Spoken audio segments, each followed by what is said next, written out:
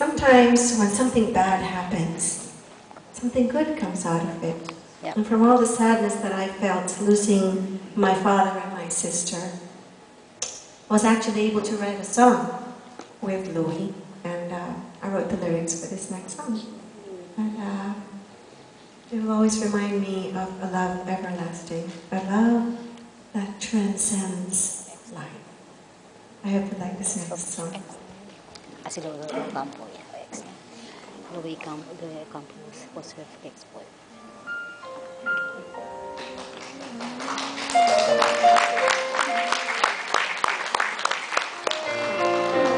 Tagal nila nun, ha? Tagal nila nun.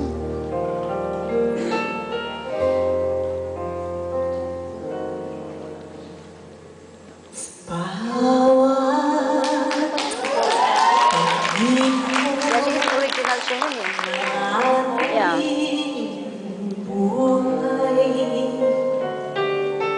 May oras kailangan na mahiwalay, puso'y lumaban ng magagawa. Saan ba, kailan ka